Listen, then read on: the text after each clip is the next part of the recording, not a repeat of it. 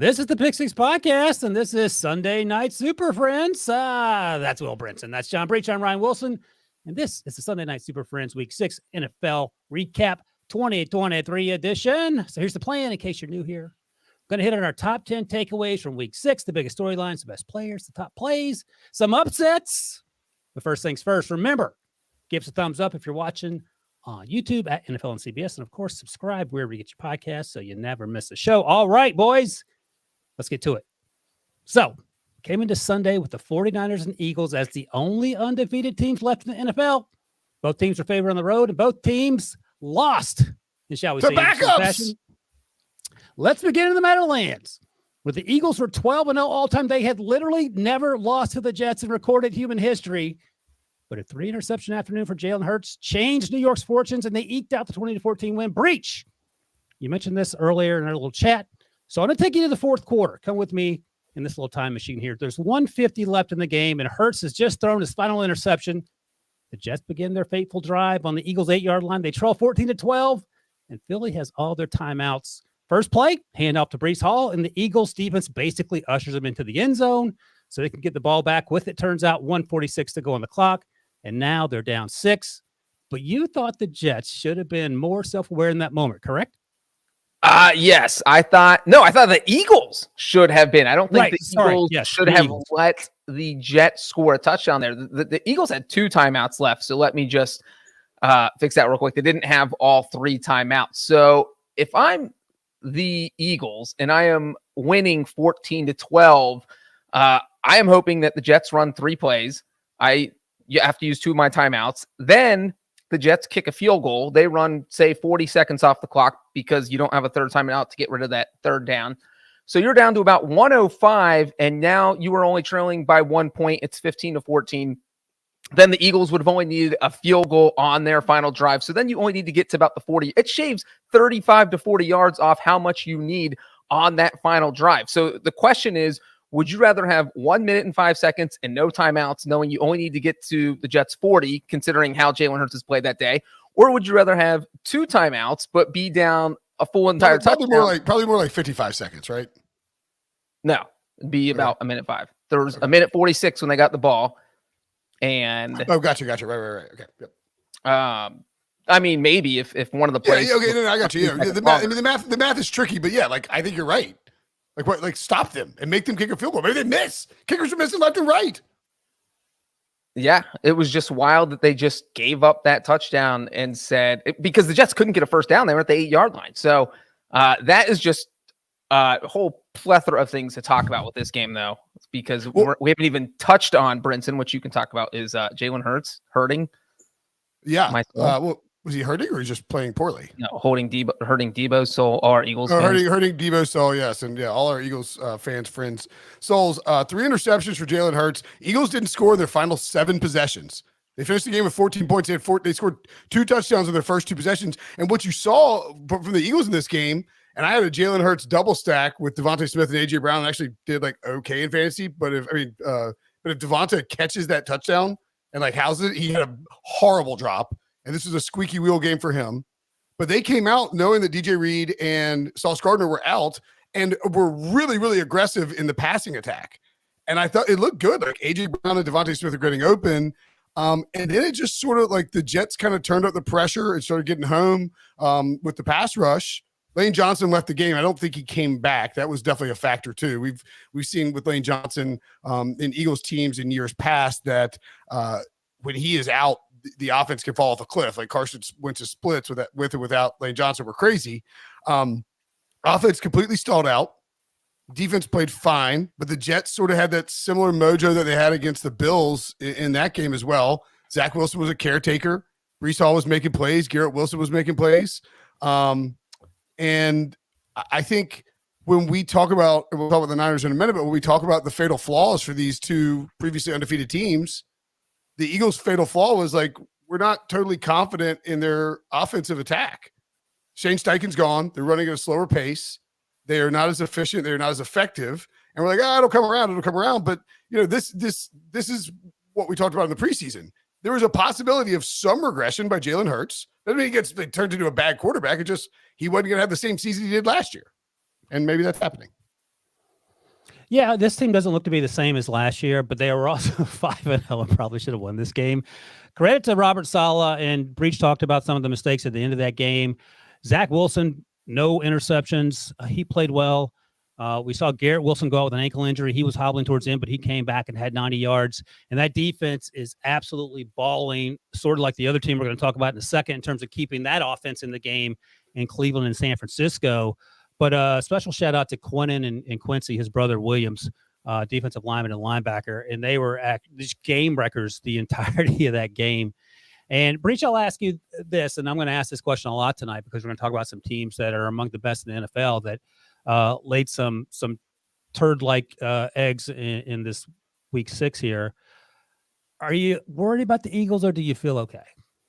I would be a little bit worried. I mean, I feel like we've talked about already through the first 6 weeks of the season that Jalen Hurts just doesn't look as good as he did last year. Granted, he's an MVP candidate last year. He's playing an MVP level, and he has not been playing that same exact level. It'd be hard to do that 2 years in a row. But it was kind of creeping toward a game like this where he faced a very tough defense and he had a total meltdown. I mean, that's just uncharacteristic of what we've seen from him so far. But if I'm the Eagles, I'm worried about that. I'm worried about my secondary with the Dolphins on the schedule next week. I have a lot of worries if I'm Philadelphia. It looks like, they started the season with the easier part of their schedule and they took care of business. The Jets were supposed to be the end of that easy part of the schedule, but now you're going into a stretch where you have the Dolphins, Cowboys, Chiefs, and Bills, and 49ers. 5 your next 6 games. Those are the teams I just mentioned. That is going to be rough. So Lane Johnson, by the way, got hurt with about 8 minutes and 40 seconds left in the first quarter. The Eagles I believe it was, they had that long pass to, maybe that one, it was a different drive. But anyway, they get down there, they score on that controversial Jalen Hurts touchdown where it looked like he fumbled, but he didn't, and they overturned it. They scored, I think it's like 7 or 8 plays later after Lane Johnson got hurt. 0 points afterwards, and only one drive that was longer than 30 yards. Like, if Lane Johnson is seriously injured, that is a concern. Yep, indeed. And injuries seem to be going around in week 6, and we'll get to some of those in a second. But right now, hop on the magic carpet ride with me. You can sit on me if you want to, because we're going to Cleveland, boys. And I don't know if anyone outside of our buddy Ken Carmen, who does radio in Cleveland, thought the Browns had a chance to win this game. DTR, Dorian Thompson-Robinson, the rookie, did not get a chance to play this game because he played so horribly in the one start he got early this year. Deshaun Watson's still out. So, of course, you turn to P.J. Walker. And P.J. Walker has yet to meet a throw he shouldn't make that he won't make. But credit to that dude for balling out, making plays when he needed to. You can see it here if you're watching us on YouTube. It may not be pretty, but it works. 62% completion. 4 touchdowns, 8 interceptions over his career as a starter. It felt like in that game he threw 8 interceptions. But they found a way to beat the 49ers. And Breech, I'll come to you first. There's a lot of things I want to talk about here, but I have to go to the special teams correspondent because Robbie Gould, one of the best kickers outside of Mr. Tucker in Baltimore, was not asked to come back. He's old. Perhaps he's over the hill. Perhaps he costs too much. They used the 99th overall pick on Mr. Moody out of Michigan. Honked 2 kicks today. Struggled in preseason, maybe because of injuries. Where are you on the Moody meter if you're Kyle Shanahan? And we can talk about the seriousness of how the offense struggled in a moment. Here is what I will say about Jake Moody. He was perfect on field goals on the season going into this game. But look, you don't know what you have in a rookie kicker until you put them in a pressure situation, because you can't simulate that in practice. You can pour water on their head in practice and blow fans in their face, but that is not the same as having 80,000 people in the stadium yelling at you with the game on the line, the butterflies in your stomach, knowing if you miss it, you just let your entire team down, that you can barely show your face in the locker room because you feel so bad for yourself. And you can't simulate that pressure. And the thing is, Moody went out there and it wasn't a horrible kick. He missed it by maybe a yard to the right, but he did miss 2 field goals in the game. And the one thing I will say, though, and I'm going to put this 50% on Kyle Shanahan, 50% on All right. Jake Moody here. I believe the 49ers had 1 timeout left. If I have a rookie kicker and it is a rainy day with a wet ground. I am going to, because they kicked this field goal on third down at the end of the game. I'm not kicking on third down. I understand bad snap. You call timeout, gives your chance another shot to take that field goal. But no, I'm trying to get 5 or 6 more yards so that my rookie kicker is not kicking from beyond 40 with the game on the line, knowing that he's never been in a pressure situation. So I don't know why Shanahan didn't try to get a few yards closer. I understand the logic behind kicking on third down, but I don't do that with a rookie kicker. If Robbie Gould's my kicker, I do it. If Jake Moody, no, I'm getting him closer. Brinson, let me set this up for you. Can we refer to Jake Moody as the Lou Groza runner-up behind NC State's Christopher Dunn for the rest of the time, please? Thank you. Let me set this up for you, and then you can roll here. So first loss ever for our guy Brock Purdy. Yep. First interception this season for Brock Purdy. I think it's fair to say Jim Schwartz, the defensive coordinator for the 49ers, out-coached Kyle Shanahan. And I'll leave you with this fun fact, Brinson, and you can roll. Jim Schwartz improves to 8-1 as either a head coach or defensive coordinator versus Kyle Shanahan as either a head coach or an offensive coordinator. And that gets versus Kyle Shanahan as head coach. Yeah. I mean, I think sometimes they're just in the NFL, they're just matchups like that. Like, I don't know, maybe somebody in the NFC West should hire Jim Schwartz sooner to be their defensive coordinator, right? So you get Kyle Shanahan twice a year. Like sometimes guys just happen to know how to scheme up and how to coach against other people. Like you see, was it Kyle Shanahan and Sean McVay? Kyle Shanahan dominates Sean McVay. Like he just owns him in the regular season, won like the last 9 meetings or whatever it is. And so I think maybe it's Jim Schwartz's, Jim Schwartz is a really aggressive defensive coordinator. I would probably put some of that on, trying to you overcommit to attacking the run, slow down the run. Christian McCaffrey was averaging 5.2 yards per carry coming to this game. 11 carries, 43 yards, 3.9 yards per carry. Mason was good in replacement duty, but if you lose Deebo Samuel, you lose Christian McCaffrey on this 49ers offense, you're not gonna have a good time. You're gonna have problems, and that was the case. And I do think that it's interesting to me, and I wrote about this in Sorting the Sunday Pile, but the two things, again, we mentioned the fatal flaw of the Eagles. We were concerned about their offense, maybe their passing game. Would it take a slight step back? Would it be the same thing they had last year? And then with the 49ers, I mean, fair or not, they just have issues staying healthy year in and year out. We just seen that with the Niners. So the question, I think, is, I'm not panicking with Brock Purdy. Cleveland's got a really good defense. But I would be worried about the idea of Christian McCaffrey and Deebo Samuel getting banged up, because you lose those two guys, and the 49ers offense is completely different. Let me pose this to you, Breech, because I was watching this game thinking basically the same thing. I'm not worried about Brock Purdy. I think he's the exact perfect fit for what Shanahan's been looking for. And Shanahan and Jake Moody doesn't necessarily fit this mold, but Shanahan and John Lynch do have a lot of misses in terms of drafting guys personnel-wise. But then they come back and hit home runs, and the home runs are always grand slams.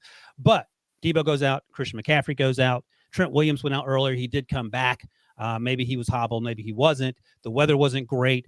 And I'm watching Brock Purdy and watching the San Francisco offense. And, of course, my first thought goes to, hey, this is what Mac Brown, this is what Mac Jones deals with every day, guys. Suck it up and deal with it. No help around you. Now, Mac Jones is not the quarterback Brock Purdy is, but that's just where my brain's going. So, Breech, I'll ask you the same question. You can compare them if you want to, but the level of concern for a now no longer undefeated team going up against a great defense and losing this football game on the road in tough conditions. Yeah, if I'm the 49ers, I am concerned if Christian McCaffrey is going to be out any extended period of time, if Trent Williams, if Deebo Samuel. Those are my concerns. I'm not concerned that people think the Browns exposed me, because there are very few defenses in the NFL that have the talent level that the Browns have, and they don't have Jim Schwartz calling the plays, who you guys mentioned has Kyle Shanahan's number. So that part of me doesn't concern me if I'm the 49ers. It is only, is Christian McCaffrey going to be okay because he makes the offense go? Is Deebo Samuel going to be okay because he helps you spread things out and create mismatches? And is Trent Williams going to be okay because he makes all of that work by giving Brock Purdy time, by creating rushing lanes for Christian McCaffrey? So I think those are your biggest question marks. And one other thing I just want to touch on real quick, because I know is talked about a lot, is even in our comment section, how the chat is freaking out that we haven't mentioned the penalties yet. How many total, Breech? How many penalties? How many yards? I will bring up the specific one that they're talking about, the unnecessary roughness when the Browns were driving to kick what ended up being the game-winning field goal. They got a 3rd and 10 with under 3 minutes left. The Browns had incomplete pass, so it would have been 4th down. They would have been punting. Maybe they go for it, but I think they probably punt. and it gave the unnecessary roughness on Sean Gibson, gave the Browns first down. Elijah Moore, and he ran through Elijah Moore, but he ran through Elijah Moore legally. Well, and let me just say real quick that let's just say that penalty flag is not thrown and the Browns punt it with 2:45 left. Yeah. The Browns, yes, that helped the Browns. Yes, that's a big reason why they won, but the game's not over. The 49ers had negative offensive yards in the second half up to the point. The Browns still had 2 timeouts left. The 49ers have given no indication they can move the ball. They probably go 3 and out and punt the ball right back. And then we're back where we are. 49ers up 17-16 with the Browns needing to get a field goal. So in no way was the game over that point. And once again, it put the Browns at the 41. They still had to move the ball 40 yards to get in the field goal range. So, I mean, yes, the penalty played a big deal, but I don't think that was... One other thing I'd point out, though, Breech, on that same drive, and I'm not reading the comments, but I'm sure I'll just channel 49ers fans, and it doesn't... Look, you lost the Browns. Commenters said they hate you, Wilson. You shouldn't read them. That is taken as read. But later in that same drive, after the Elijah Moore foul, non-foul, Trevorius Ward was called for a defensive holding that, oh boy, that was suspect as well, that kept that drive alive even further. Whatever, it happens. The 49ers lost. It's not the end of the world. I think both you guys make great points. It comes as long as down you're to healthy, the panic level's low. And it comes down to Christian McCaffrey being healthy. Just real quick on the Niners, too. 25 total penalties, 224 total penalty yards. And all this bad officiating that we kind of saw on Sunday was capped beautifully when the Sunday Night Football cut to the officiating booth. It was like, they have 3 televisions in there. What is wrong with this $14 billion business? All right. And wait, real quick. You mentioned the penalty yards. The Browns actually got called for more penalties for more penalty yards. The 49ers, 12 penalties to 105 yards. Browns, 13 penalties, 119 yards. The officials were flag happy in that game. Yeah, the Browns won fairish and squarish. The season's not over. Relax. You're going to get hate mail from Cleveland, Wilson. You can't say fairish and squarish. All right, listen. I talked about the Eagles' loss on the road in the Meadowlands. I want to go back there and talk about the Jets. And in particular, we saw our guy Aaron Rodgers on the sidelines, crutchless, as our producer Harry put it in the rundown. I think that means he didn't have crutches. He was out there, pointing out defenses and helping out the teammates and all that. So, Brinson, where are we on this team that is somehow 3-3? The defense is dominating. Neither cornerback started today. You mentioned that earlier. Zach Wilson, serviceable. Breece Hall, fantastic. Garrett Wilson, great. Is this team going to maintain, keep their head above water into December, and then we're going to see Willis Reed, a.k.a. Aaron Rodgers, hobble out of the locker room to play in January? Stop it. Well, I'm asking you. I want to know. No. This team's not making the playoffs. They're 3-3. They're overperforming. They made some mistakes. Like Robert Saleh, I think, makes it they score too quickly. We talked about that. Robert Saleh does stuff like that sometimes in weird spots. But yeah, they have Breece Hall didn't have huge numbers from a rushing yardage standpoint today, but he looked great. He's one of the most talented running backs in football. Garrett Wilson's a superstar, a budding superstar. And I think this kind of goes back to the point of this is maybe they were a quarterback away. Were they a quarterback away? We don't know. Keep treading water and we can discuss it, but I don't like. They beat the Bills and the Eagles. They beat the Bills on and they should have beat the Chiefs. That game was should have beaten the Chiefs. They were down I don't know. It feels like it's a little smoke and mirrors-y for the Jets. They're down 14-0 to the Eagles, and the Eagles' offense just completely stalls out. They're down 17-0 to the Jets, and the Chiefs, and storm this comeback. They beat the Bills on a walk-off punt in overtime. This is not this is not like the Lions going around town just beating the crap out of everybody, looking like a great team. This is a team that's walking the very fine line. You know who you're describing? The Buffalo Bills. Sure, but they got a quarterback. And they're still struggling. This defense, I think, has been helping them out. You take the Jets or the Bills? You take the Jets over the Bills? No, you summarily dismissed when I said maybe they can keep their head above water until December-ish, January. I don't think that they're. I don't think they can. I don't think they will. Okay. For the reason stated above. Here's what they have coming up after their Week 7 bye. By the way, this is not a terrible schedule, but at Giants versus the Chargers, maybe at Raiders, at Bills versus the Dolphins. Loss. Yeah, I think it's probably 2-3. So maybe look, if they go 2-3 in those, if they go 2-3 there, or 3-2, you're 3-2, then your head's literally above water because you're above 500. Yeah. So are you talking yourself into a different answer? No, I'm saying I think. No. All right. Breech, do you typically side with Brinson? Or you side with Brinson on this sinking ship? Okay, first of all, that's insulting to say I typically side with Brinson, but I was going to answer your question by also asking a question. And yes, I always answer a question with a question. What percent chances would you even give the Jets to make the playoffs? I mean, yes, they're 3-3, but I'd put it like 10%. I would not drop any money on this team to make the playoffs. No, 10% sounds about right. But the thing is, if you're playing the Jets, this is, 2 weeks ago, you're circling them like, okay, that's a win for our team. If your favorite team is playing them. Now you can't do that because they're feisty, they're frisky, and they can beat you because this defense is so good. Let's play a quick game in just the AFC. I'm going to give you some 3-3 teams. Hold on. I got the odds in front of me for the Jets to make the playoffs. What do you think it is? It's probably less than 10%. Plus 550. Plus 650. Oh, all right. So let's play this game here. We'll talk only AFC teams that are 3-3. None of the teams that are currently 3-3 or worse are even inside the playoff bubble in the AFC. So you tell me yes or no whether these teams have a chance to make the playoffs. The Colts. No. Breech. No. Oh, sorry. No. The Texans. Yes. All right. Yes. Next up, and now I'm just going down the list. 8 and 9 at 10, the 10th seed currently. Your New York Jets. No. Yeah, I think that's a no. All right, those are the 3 teams. Oh, did you just talk yourself into no? Hold on. I'm just. You forgot a 3-3 team.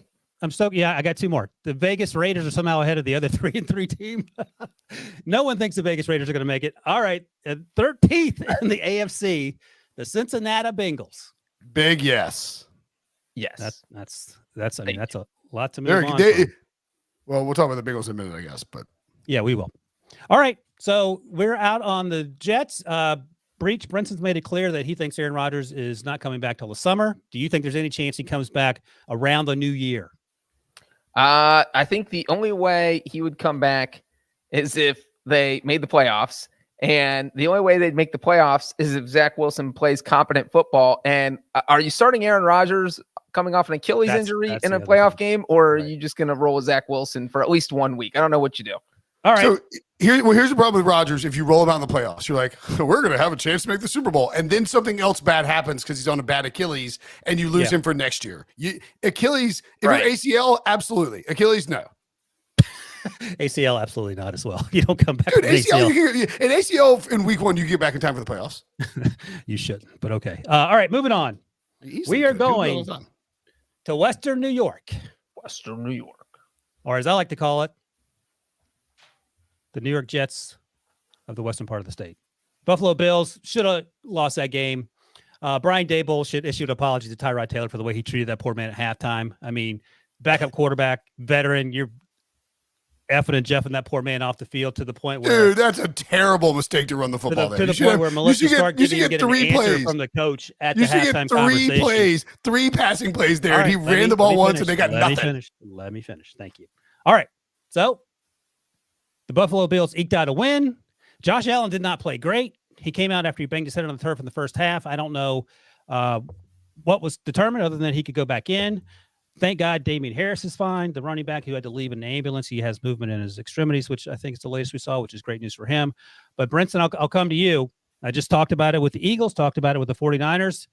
The Bills, the only difference is they won this game, but they are not playing great football right now. They played against a Giants team that had 5th and 6th string guys along the offensive line. They were pulling people out of the stands to play offensive line. Tyrod Taylor was the quarterback. The only good player they had, Darren Waller, showed up finally, and Saquon Barkley on offense. Defense went crazy.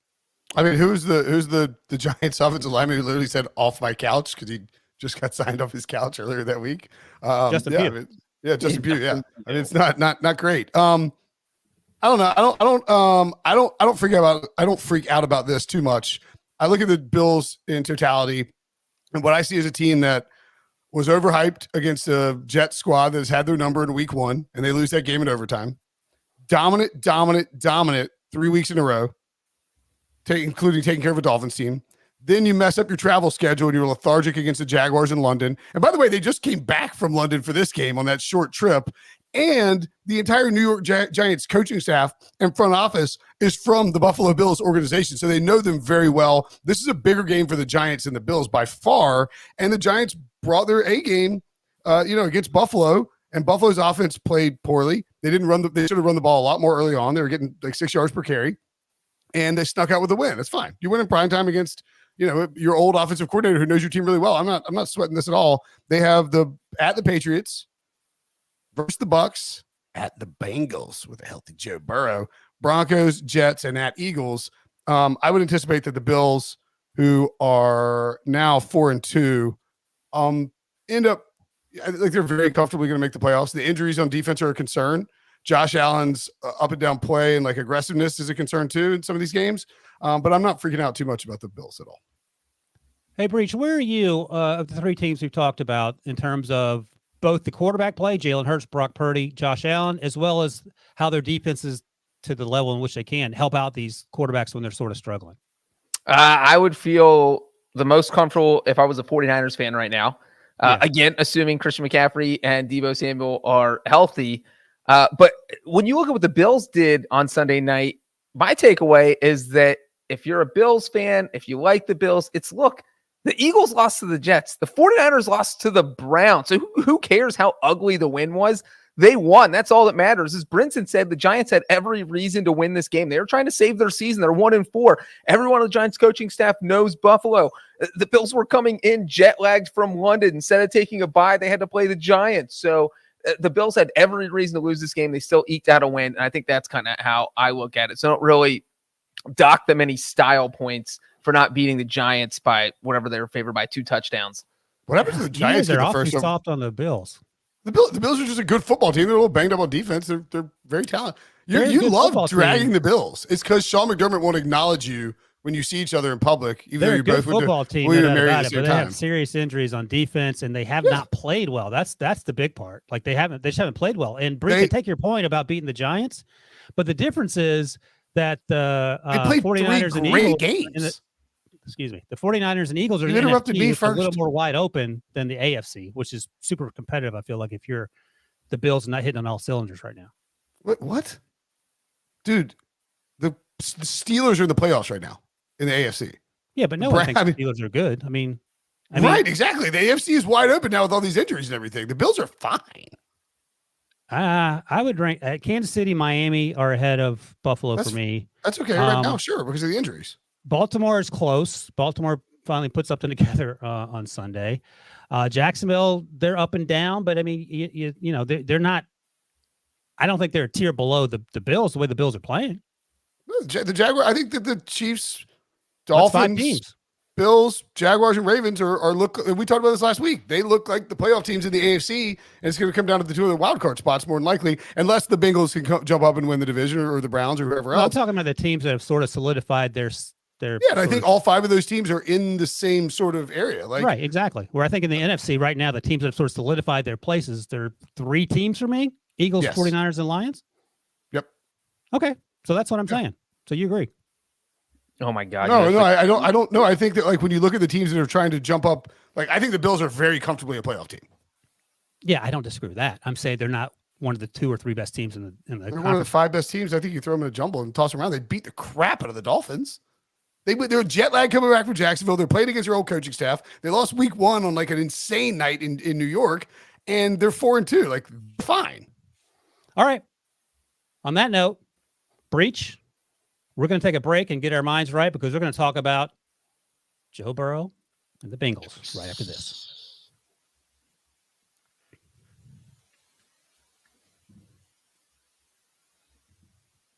Right after this. We need the sports news anywhere. We've got breaking news to bring you. Then get your sports anytime you want them. Big trade news overnight to discuss. Because we know you need sports.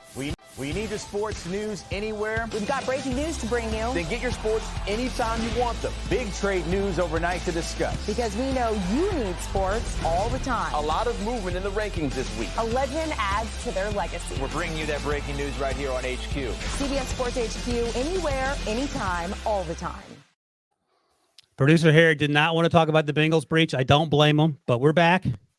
And Breech, I'm gonna leave you with this stat, and then you can take over. And that was a fun game to watch, even as someone who has a Steelers fan, had to watch all the AFC North teams win this week while the Steelers are on their bye.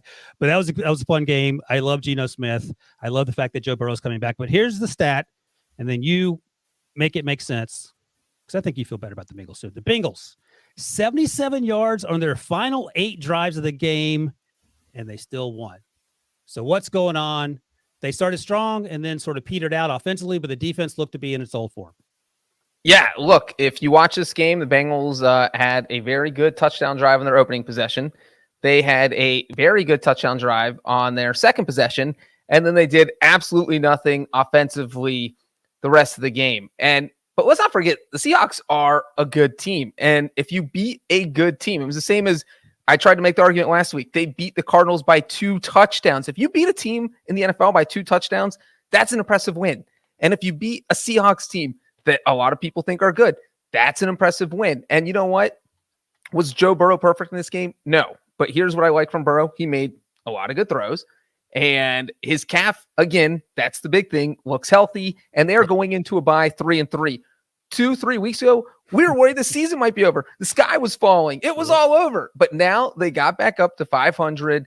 Burrow gets 2 weeks to let the calf heal. And this was one of the old-fashioned Bengals victories that we saw during their Super Bowl run, was where the offense struggles a little bit. We saw that happen. I mean, when they played the Titans in the playoffs, when they played the Chiefs, I mean, and then the defense carries them. There are games, there have always been games in the Burrow era where the defense has to carry the team. And I think this is a good thing that the defense is good enough now to carry the team, because the defense was also struggling a little bit when Burrow was, I mean, the Titans put up 27 points on the Bengals. So, you know, some crazy stuff was happening, but for the defense to carry them here, I think is a good thing. And for Burrow to have 2 weeks to heal is a good thing. And now I'm not very worried about the Bengals. Man. So I don't know if you know this, Wilson, on September 18th, 2023, the year of our Lord, someone filed a story for CBSSports.com. Some lunatic fringe Bengals fan that we gave a blog to. Don't know who this guy is. Don't know what his angle is. But this guy writes a story on CBSSports.com explaining that the only way to save the Bengals season, or the best way to save the Bengals season, would be for what, Producer Harry? It would be to put Joe Burrow on IR? Look at this. Old takes exposed. Come for this man. Joe Burrow is completely healthy, and John Breech jumped off the Joe Burrow and Bengals bandwagon after an 0-2 start. Breech, what do you have to say for yourself?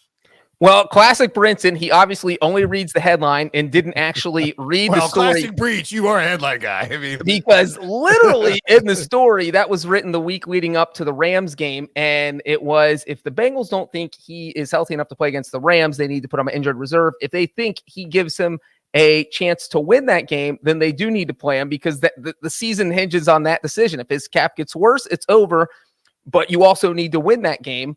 And clearly they felt he was healthy enough to be out there, and clearly they made the right decision because they're 3-3 now. I agree completely. I wrote this in sort of the same part. Like 3-3, you have saved your season. You have the Bills and the Niners coming out of the bye, San Francisco on the road and Buffalo at home. If you split those games, that's a massive win. My biggest question is, like, how did Joe Burrow's calf injury get? He's like I'm at 100% now. Basically, it's like I'm sorry, what? You were at like 50% 2 weeks ago, or like 75%. Did he fly to Germany and get Kobe Bryant like stuff? Like, what's going on here? Well, Brinson, we're not calf doctors, but my understanding of the injury was that unless what he strained it again against the Ravens, and it wasn't the same type of strain. So it wasn't what he did on July 27th. He didn't actually re-injure it. It was kind of a different, but maybe because he was running a little bit differently because he didn't want to aggravate the old strain. And so he's now healed from the re-aggravation or the aggravation that he had versus. And the other part, though, is that unless you make it worse, it's still healing. So he has not made it worse. And so it's healing every week. And now we're talking about, remember, this happened, even the Ravens injury was September 17th. So that's a month ago. So it's had a month to heal, and he hasn't injured it again. So, and now you're going to a bye. So I think you're happy for the Bengals. Yeah, and I think like you look at there's one play too in particular. He may have even got sacked for like -2 yards, but he was like looked spry. It was moving around a lot, and that's like the Joe Burrow stuff we've seen in years past. And so for him to do that, I think very impressive, very exciting. If you're a Bengals fan, you feel like the future is bright, and that they can make a run. And I see about +140 to make the playoffs. I think that's a pretty good bet. All right, Brinson's great news for Breech. Great news for Joe Burrow. Not so great news for Evan McPherson. We'll talk about that later. Moving on to Tampa Bay, where they wore the creamsicles, Breech, back when Jim Breech was kicking field goals for the Bengals and had to play John McKay. What do you think of the execution of your team? I'm in favor of it. One of the best lines ever. Baker Mayfield came back down to earth. Jared Goff remains one of the best quarterbacks on planet Earth. I love saying that out loud. Man, the Lions are so much fun. They went down there and did what they need to do. Brinson, I'll come back to you. You can take this either way you want. I'm all in on the Lions. I have been for some time. Has the door been closed on the Buccaneers, or are we still giving them some hope because they're in the NFC? No, NFC South's bad. Bucs are still fine. Panthers are obviously trash. Falcons are up and down and just live on the edge of close games. The Saints, I don't know why people still believe in them. They're just not very good. So the Bucs can definitely win the division and make the playoffs. The Lions, to me, are the much bigger story. This is an awesome football team. The Bucs have Vita Vea, whose name I mispronounce all the time because he sounds like a wine bar at Raleigh, who, you can't run on the Bucs, right? And David Montgomery gets hurt, leaves the game, is ruled out. He has 6 carries for 14 yards. Craig Reynolds, 10 carries, 15 yards. Zigbo has 3 carries for 5 yards. Goff, 2 carries for 3 yards. And Khalif Raymond, 1 carry for 3 yards. No one averaged more than 3 yards per carry, right? They can't run the ball at all. This has sort of been their bread and butter, this aggressive running team. Feed David Montgomery, physical, down your throat with this great offensive line. So okay, that's cool. We'll just go Star Wars on you with Jared Goff. 30 of 44, 353 yards, 2 touchdowns, a bomb to Jameson Williams, who now gives him a vertical threat. He was supposed to be serving the final game of a gambling suspension today, but instead the NFL changed their policy because the NFL is operated by a roulette machine. And Amon St. Brown comes back from suspension, or comes back from injury, 15 targets, 12 catches, 124 yards and a touchdown. This team is really, really good. And I think if they wore a different uniform, if they wore Packers uniforms or were Cowboys uniforms, we would put them with the Eagles and the 49ers as equals in terms of how they play in the NFC. I did that last segment. I did? I did, not you. Me. Oh, I said that last week. And all this week. I have visions dancing in my head. And this is the I guess I shouldn't do this because I would give away the Super Bowl draft if we ever do one. But I think it's gonna be a Lions-Dolphins Super Bowl. I thought for sure you're having visions of an all-cat Super Bowl. I'm disappointed, Brinson. Well, I like the idea of a lion fighting a dolphin. Breech, let me ask you this: How good would the Bengals be if Dan Campbell were their coach? I mean, Dan Campbell is a nut in the best kind of way, and I love that the team just kind of takes on his attitude, and you totally see that with the way they play defense. I mean, the Buccaneers could not do anything in this game offensively. And I think that's one of the things, that the Lions are just so underrated on defense. And they didn't have Jahmyr Gibbs here. And yes, as Brinson knows, they didn't get Jameson Williams back, who came up with that huge play. But Amon-Ra St. Brown was dealing with injuries coming into this game. He came back. He has a huge game. And it's just Chauncey Gardner-Johnson's on IR. Brian Branch was hurt and missed this game. They have more upside than what they've even shown. And they only rush for 40 yards. It just doesn't matter. The Lions just find new ways to beat you. It's like an actual line that might eat your arm one day, but then the next day it eats your leg. Just whatever day it has to do it, it's going to do it. And that's where we are now. So I agree with you guys. I think the Lions. I can't believe you didn't go with the kneecap eating. You just blew it. So it was a softball. Fire up the time machine, Harry, so we can go back to that again. I'll leave you with this fun fact about my guy, Jared Goff. He is now 13-3 in his last 16 starts. Over that span, he is a 28-4 touchdown interception ratio, averages 7.7 yards per attempt, completed 67% of his throws. And by the way, those 13 wins trail only some guy named Patrick Mahomes, who has 14 for the most wins by a quarterback over that same span. This team is balling. And look, you can credit Brad Holmes, of course, for putting this team together. Getting Jared Goff from LA. The offensive line is one of the best, if not the best in the NFL. They have playmakers at all the skill positions. The defense is great this year. Aaron Glenn is so pumped about that. All I would warn is that this was the plan that Brian Daboll had with that offensive line, and all those guys got hurt. So it's a tenuous hold on success, and right now it's a lot of fun to watch for the Lions. Brinson, give me your percentages of the top 3 teams in the NFC in terms of them making the Super Bowl. The Brinson percentage, not what the Vegas thing. So, Philly, SF, and DET. I would say that. I mean, Man, I'm going to say that it is. We've two that has Brock Purdy played the Super Bowl. No, he played in the NFC Championship game, right? Two of the three quarterbacks we're talking about have been to a Super Bowl before. Hurts was there last year, and Goff went with the Rams when they lost to the Patriots. So I think the NFC champion's coming out of this group for sure, unless we just get a white hot Matthew Stafford again or something like that. I'll say the Lions are. So you started baseline 33.33%. I'm going to bump the Lions up to 40%. I'm going to move the Eagles down 7% to 25 and leave the Niners at 33. The Lions at the top? Yeah, baby. Give me Detroit. I like it. A perennial loser who roots for NC State wants to hope for all the other losers to get something. Yeah, I can buy that. All right, let's move on. Let's go to Atlanta, where until, about 8 hours ago, Desmond Ridder had never lost at home, going all the way back to college. Desmond Ridder, it turns out, is struggling. And Breech, I'm going to come to you because while my mom may have been born in Atlanta, you lived in Atlanta, covering high school sports, I believe, in the greater Atlanta area. So you have some keen insights on what I'm about to ask you next.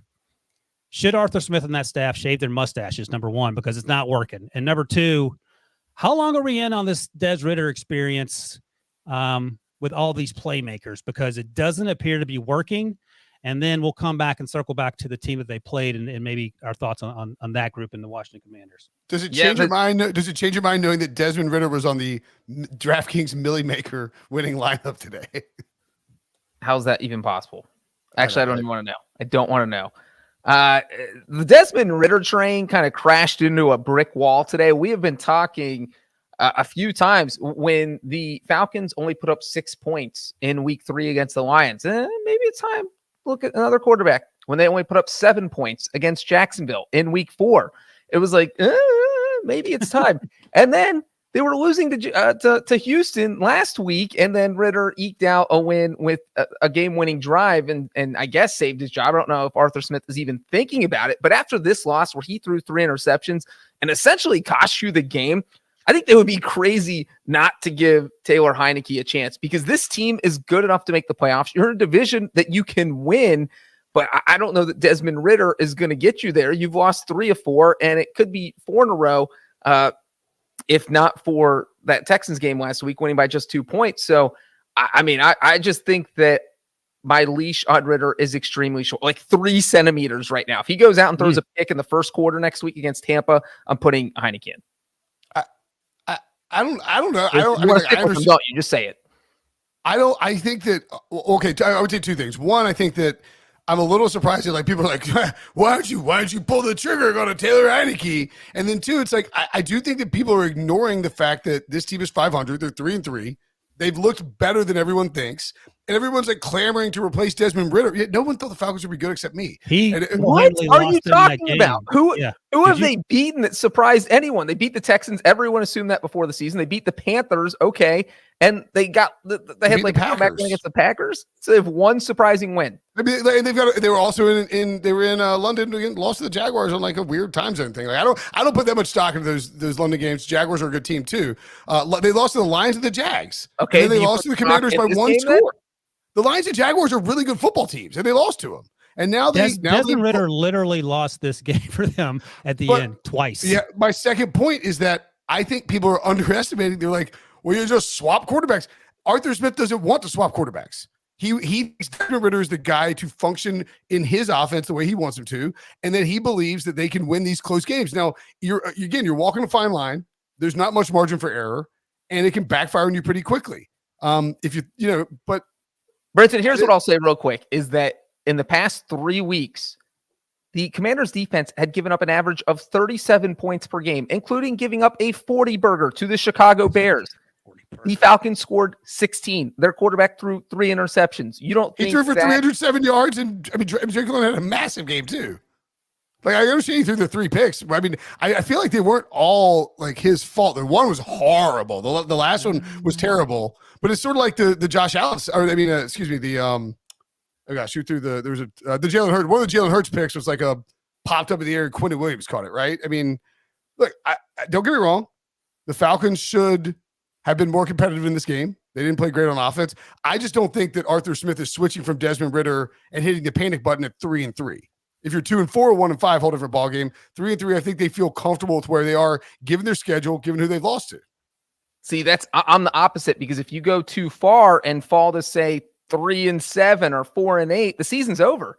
So the Bucs, Titans, Vikings, and Cardinals coming up next. That's probably Baker Mayfield, Malik Willis, Kirk Cousins with no Justin Jefferson, and Josh Dobbs. Okay, and if you go, where would you bench Ritter? If he goes 2-2, 1-3 there? If you're 1-3, he's probably going to bench you. 0-4. He has to go 0-4, apparently. I'll just say this quickly. On the other side, Sam Howell looked great. 3 touchdowns, no interceptions. Was sacked 5 times, and he is actually in the Carr family territory of getting the sack the most on planet Earth. So they got to figure that out, but it was good to see him play better. Ron Rivera looked happy after that game for a change, while Arthur Smith did not.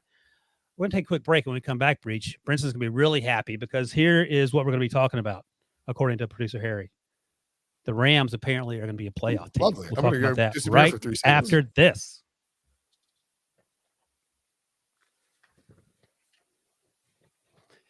Hit the button, Harry. Hit it. Get your team ready to move. I'm ready. Welcome, enjoy the show. Vamos. Celebrate Hispanic Heritage Month I don't mind that. with stories of heroes, Everything's gonna be just fine. home, I love it here. This town. The people. and honor. You need to remember what you're fighting for. Celebrate today and every day. All cheers to that. Salud. Explore the One Mountain Una Familia collection on Paramount Plus. Stream now. Hey, Breech, I think we should have a thing where Harry has to come on screen when he hits the commercial button, because it feels like he's trying to hit the the eject button before the train goes over the cliff, and he can't get it quite right to work.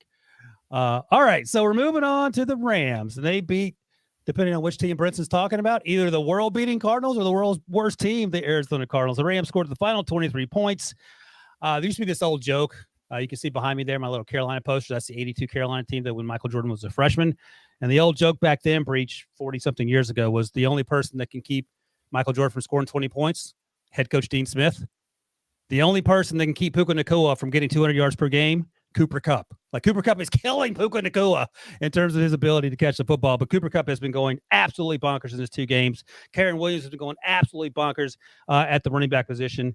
He has half the team's touchdowns, I believe, and that's been quite the development for that offense. And of course, Brinson's dude Matthew Stafford has been balling out. So nice to have you guys on board the Rams. Explain to me why your Los Angeles Rams are a playoff team.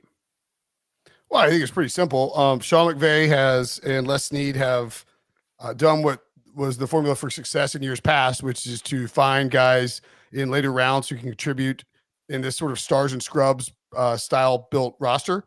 Kieran Williams, you trade Cam Akers. Kieran Williams, 20 carries, 458 yards, 7.9 yards per carry against the Cardinals.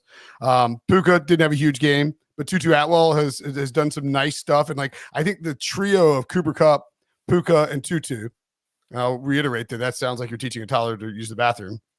Are you going to go Puka or Tutu? Like that trio, the stuff he can do in these trips formations is just fantastic. Cooper Kupp, Jonathan Taylor's been a little slow coming back from the PUP list. Cooper Kupp, no. He came back and he's just 100%. And he looks like old Cooper Kupp. It's fantastic to see. He and Matthew Stafford have an insane connection. Stafford, all the haters and the losers and the clowns out there who said that Matthew Stafford was done because he didn't play well last year, he was hurt. Cooper Kupp was hurt. Stafford has looked really good this year. 15 to 24, 226 in a touch. Cooper Kupp, 7 catches, 148 in a touchdown. And that connection, coupled with the fact that you have Aaron Donald, who's just a defensive game wrecker, and some other players who are, again, later round draft picks who are making plays for this Rams team. I don't think the defense is as elite as it was when they won the Super Bowl, but this is the second best team in that division behind, I think, above the Seahawks, but they're probably close to the Seahawks. And when you look at the NFC as a whole and you start sort of glancing around the landscape, I mean, you guys just shredded the Falcons, right? I mean, this is the competition. The Rams are the 7 seed right now. Dallas is the 6 seed. Seattle's the 5, and then it's Washington, Atlanta, New Orleans, Green Bay, Minnesota.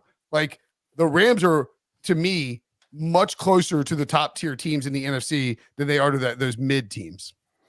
All right, Breech. If you're down to talk about this, we can. Otherwise, I want to get your thoughts on some South Beach action. What do you think? I am going to give you guys one fun fact about Karen Wim's 158-yard game. How many of that do you think, how much of his total came in the second half? Over or under 150 yards? I saw the fun fact, so I won't participate. I mean, that sounds like an obvious over. What? No. He ran for 154 yards in the second half. The guy had 4 yards at halftime and finished with 158. That is absolutely mind-blowing. The Rams dominated the line of scrimmage. Yeah, I think I would take the Rams in the playoffs over the Falcons at this point. Do you want to know? To make the playoffs. Over the Falcons? Would you like to know very quickly what the Rams are to make the playoffs? Because I would. Yes, plus 105. No, minus 125. I think the Rams at plus 105 to make the playoffs is a very, very good bet. All right. Place your bets accordingly. Off to South Beach, or to South Florida at least, where the Dolphins, I wonder if producer Harry was worried at all because the Dolphins were down 14-0 somehow, some way to this Carolina Panthers team. That was the first time the Panthers had led 14-0 at the end of the first quarter all year. No surprise there. The Dolphins snapped a 17-game losing streak when trailing by 14 or more in the first quarter. But this Dolphins team is built different, as the kids say. And Breech, I want to talk specifically about the Tyreek Hill touchdown celebration. As producer Harry pointed out before the show, Tyreek has been getting fined consistently for not wearing socks. I think he started wearing socks finally. So he scored a touchdown, got a cell phone from a bystander inside the stadium with his back against the wall, did a flip while holding the cell phone, gave it back to the bystander. There was some talk about maybe that was his video guy. There was some other talk. It feels like where it wasn't, but Harry has a clip, and on the other side, we'll talk about what all this stuff means. I'm just hoping that I didn't lock the phone and the video, actually went through. So, looking forward to look for it. Out there, huh? It's already out there. It stopped at half a flip. Oh man, that's very hurtful. But I know the NFL gonna find me for it, but it's worth it though. So, Breech, was it worth it? Oh, absolutely. I mean, he clearly doesn't care about writing a $10,000 check every week to the NFL. So getting fined for socks, no one notices that. No one cares. But when you get fined for an awesome touchdown celebration, I mean, look, I don't know why the NFL bans props. Joe Horn's cell phone celebration, T.O. with the popcorn. I mean, and the halcyon days of NFL celebrations. God, it was incredible back then. T.O. also had the pin in his sock. Remember that? And he pulled it out and signed the ball. Yeah, those were the best celebrations. There's no problem with this. And my other favorite part here is that the NFL's United Kingdom Twitter account was the account that posted this video to Twitter, and it was only up for about 11 minutes and got deleted because someone at the NFL called them and they were like, hey, he got flagged for taunting, and we're not out here going to celebrate a touchdown that a guy got flagged for and is going to get fined for. So you have 5 seconds to delete that. We're fining everyone in the United Kingdom. You're all fired. John Morrow's like, he's taunting. I don't like it. It's mean. Tyreek Hill, by the way, 2-1 to win Offensive Player of the Year. I mean, it's like it's a long season, but dude, he is just McCaffrey and Justin Jefferson injured. So I mean. Feel a lot McCaffrey 2-1 as well. Justin Jefferson down, way down, obviously. Jamar Chase still at 15-1. I don't hate Chase at 15-1 there, but honestly, Tyreek at 2-1 is not a crazy investment with Christian McCaffrey banged up. He is playing. It's like Raheem Mostert goes ham in this game. Saw that Ahmed got in the end zone. The Dolphins he came in garbage time. Well, yeah, because they're. I mean, I was texting with my buddy Edmonds on this game. I was like. He's like, Blackshear's the best running back from Carolina. I was like, they're kind of beating the bleep out of the Dolphins here. And he's like, yeah, a lot of game left. I was like, no, they're going to lose. They just happen to be up 14-0. They scored 7 more points on a pick 6. Real quick, just imagine Wilson just mentioned a garbage time touchdown. Imagine a game where there's garbage time when the Dolphins were trailing 14-0 at one point. Oh, before Ahmed scored, Mike White came in and threw a pick 6.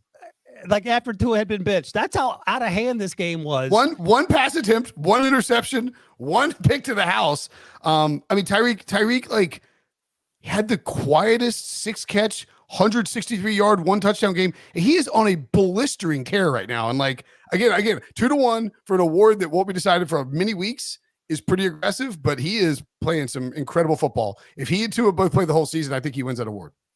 I'll say this. I give Tyreek a lot of credit just for owning what he's doing. I think we all agree that celebration's fantastic, and it should go up into the annals of those sort of celebrations that we used to love back in the day before the No Fun League became the No Fun League. But I will say this.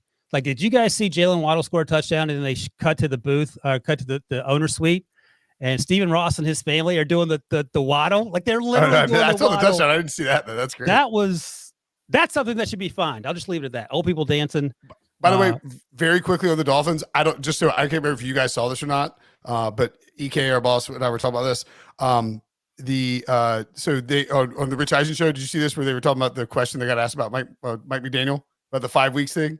Adam Beasley, our buddy, friend of the pod, asked him, he goes, "You're in the annals of history with the most rushing the yards and points through 5 weeks. How does that feel?" Mike McDaniel goes, "Mission accomplished. 5 weeks in. That's what we trained for all offseason, to get 5 weeks." And Siciliano is hosting the thing. He goes, "What a stupid question." It's just Beasley just getting dragged. Poor Beasley. Yeah. Beasley's just trying to do his job. Beasley, Breech, mom on I'll ask you quickly before moving on here. Where do you have the Dolphins ranked in the AFC? Yes, they lost to the Bills. That was in Buffalo. Maybe that doesn't matter so much. They haven't had a real stinker of a game like we've seen from some of the teams we talked about today. Do you feel pretty good about them if they can stay healthy? I don't know. Yeah, I feel good about their health. They're top three. They're easily top three. Okay. I have them in front of the Ravens and Bengals right now. Maybe that changes in like 3 weeks, but I think right now I'd probably have the Bills, Chiefs, and Dolphins. Not in that order. I think I would just lob. We said this earlier. I think I would just take Kansas City, Miami, Baltimore, Jacksonville, and Buffalo. Like, those are teams I feel good about, and they're all 4-2 or better. Pittsburgh and Cleveland, you still have questions about with the quarterback and the injuries. Indy obviously dealing with their stuff, and everyone else below it, except for the Bengals, right? If Joe Burrow is truly healthy, then the Bengals go in there too, and you got 6 teams, and everybody else is fighting for one wild card spot. But I mean, the Dolphins are awesome. Like, congrats, Harry. You got this job as a producer, and your team's just going to the Super Bowl, apparently. Don't jinx it for Harry. But yeah, they're great. They're a lot of fun to It watch. happened with the last 2 producers. Mike McDaniel is awesome on a number of levels. All right. One more 9 down, 1 to go. Tyreek Hill will be fined a lot, but Tannehill's injury will jumpstart the Titans quarterback search because he had to be carted off the field once the cart showed up in London, and they drove him to wherever they drove him underneath Tottenham Stadium there. And Mike Vrabel didn't really say a whole bunch after the game, after they lost that game to the Ravens. Had a terrible interception, Ryan Tannehill did. Maybe it was the ankle. It's a surgically repaired one from the offseason. Maybe it was something else, just not being able to throw the football overhand. Malik Willis came in, and let me read you this. This is not a fun fact if you're a Titans fan. Malik Willis took 4 sacks today against just 5 pass attempts. This is from Football Perspective, FB Chase on Twitter. So 4 sacks, 5 dropbacks. He joins Troy Aikman and Colin Kaepernick as the only quarterbacks to take 4+ sacks with 5 or fewer pass attempts since 2000. That ain't it, as the kids say. Wait, so it's Troy Aikman and Colin Kaepernick since 2000? Yeah. So how old was Troy when he got? It was 2000 versus Philadelphia. Okay. So Malik Willis, last year's 3rd-round pick. He doesn't appear to be the short-term answer. Maybe he'll be great 5 or 6 years from now. Will Levis, the 32nd overall pick, or 33rd overall pick, hasn't played yet. He got injured in the preseason. He's now number 3. Breech, you like to pull young quarterbacks. Do you like to pull old, injured quarterbacks and roll with a young one? And if so, which young one are you rolling with as the Nashville correspondent? I mean, Malik Willis has had a chance. He hasn't looked good at all. The Titans were so down on him, they literally did not let him start the season finale last year, and they took Josh Dobbs, who'd been on the roster for like 8 days. So that's when you know you were down on someone. We saw why today. Just he refuses to throw the ball. You're in a situation where you just can't take sacks. I know some of them you can't help because the Ravens were in there so quickly, but I do not know what you do if you're the Titans. Tannehill's your only shot at doing anything this year. And unless you make a trade for Kirk Cousins or something, but they do have a bye this week because they're taking the post-London bye, and so Tannehill has 2 weeks to heal. But I think if you put Will Levis or Malik Willis in there, that you're basically waving the white flag on the season. Well, I mean, what if he's hurt though? Tannehill was 8-16 for 76 yards in a pick. He has been very, very up and down. The Titans have been extremely inconsistent. You don't know what you're getting on a week-to-week basis with them. Derrick Henry's been awesome at times and really questionable at times. You take out a 63-yard run, 11 carries for 34 yards. Not great. I mean, I'm not opposed to, like, Malik Willis beat soundly beat out Will Levis in the battle for the number 2 job. But I'm not opposed to just throwing Will Levis out there or Willis and just whatever you have to do, figure out if you got anything with those guys. And if you don't, you're probably going to have a top 5 pick and get a look at either Drake May or Caleb Williams or is the Sanders kid still up there in terms of the Shador's probably coming back. I don't think they're 2-4 and they're in a bad division. Yeah. So I don't know if they're going to have a top 5 pick. Well, I just mean you put Will Levis out there for the rest of the season, you probably will. Malik beat out Will because Will got hurt in the preseason. He only played like a half, so there wasn't really much of a competition. So no, they split reps 2 games, I think. I mean, well, I don't want to get anyway down to the weeds, but yeah, I mean, like Malik Willis was better he was better than Will Levis in the preseason. I watched a lot of Titans preseason. I don't know why. No, I'm saying to you, Will Levis only played a half because he hurt his thigh and didn't play the rest of the preseason. So he literally only had 2 quarters worth of preseason. Because I know, but I'm telling you, like during the we don't need to get into the weeds about this, but he was beaten out by Malik Willis. He was already beaten out. Yeah, when he no, got I agree with that for sure. But I don't know what you do. I think you're in a bad way. I'm fine throwing Will Levis out there but maybe it's the same thing, maybe the same concerns they had with Malik last year when they went out and got Josh Dobbs. And maybe they need to trade for PJ Walker or Josh. Like, I don't know what you do, but this.